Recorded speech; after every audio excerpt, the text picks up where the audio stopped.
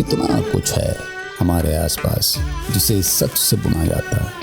वो कारीगरी जो हाथों का हुनर तो है, उससे भी कहीं ज़्यादा सोच का जादू है। बिजनेस सॉफ्टवेयर, हमारा हुनर, हमारी पहचान, जो आपके बिजनेस को आगे बढ़ाने में आपका साथ दे।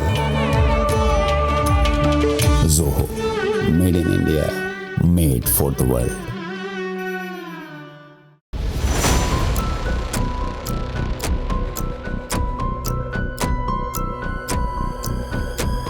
Trump tariff trade war is a trade war on the American people.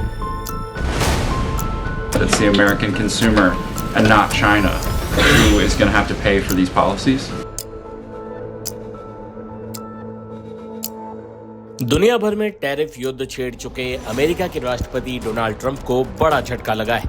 अमेरिकी समय के मुताबिक बुधवार आधी रात से अमेरिका में शटडाउन लागू हो गया है। ट्रंप की पार्टी को सीनेट में अस्थायी फंडिंग बिल पास कराने के लिए कम से कम 60 वोटों की जरूरत थी, लेकिन उनसे सिर्फ 55 वोट ही जुट पाए।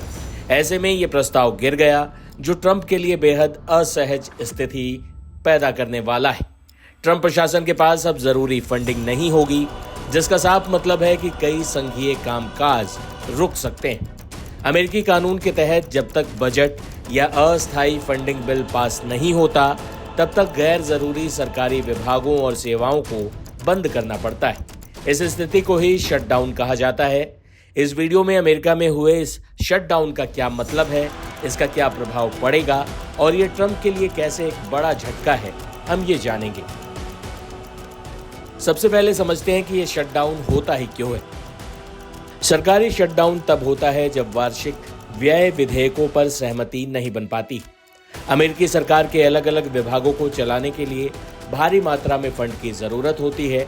इसके लिए संसद से बजट या फंडिंग बिल पारित कराना जरूरी होता है, लेकिन जब राजनीतिक मतभेद या गतिरोध की वजह से फंडिंग बिल पारित नहीं हो पाता, तो सरकार के पास कानूनी रूप से खर्च करने के लिए फंड नहीं बचता।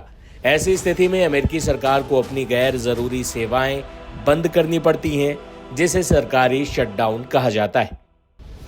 इस बीच यहाँ ये भी बता दें कि 7 साल बाद ये पहला मौका होगा जब फंड की कमी की वजह से अमेरिका में कई सेवाएं प्रभावित होंगी।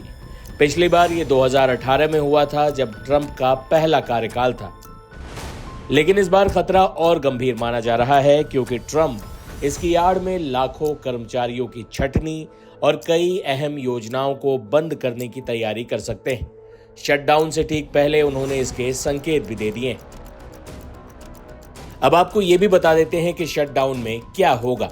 अमेरिका में 1 अक्टूबर से नया वित्त वर्ष लागू होता है। फंडिंग बिल पास नहीं हुआ है, ऐसे में शटडाउन शुरू हो जाएगा। सरकारी कर्मचारियों में से 40% यानी लगभग 8 लाख कर्मियों को बिना वेतन टेम्पररी लीव पर भेजा जा सकता है। हेल्थ और ह्यूमन सर्विस विभाग ने 41% कर्मचारियों को छुट्टी पर भेजने की तैयारी की। कई सरकारी दफ्तर बंद हो जाएंगे। नेशनल पार्क, म्यूजियम और कई सरकारी वेबसाइटें काम करना बंद कर सकती हैं। करीब 8 लाख फेडरल कर्मचारियों को बिना वेतन के अनिवार्य छुट्टी पर भेजा जा सकता है। कानून व्यवस्था, सीमा सुरक्षा, मेडिकल और हवाई सेवाएं जैसी जरूरी सेवाएं जारी रहेंगी। शटडाउन का असर ट्रांसपोर्ट सेवाओं पर दिखेगा। उड़ानों में देरी संभव है।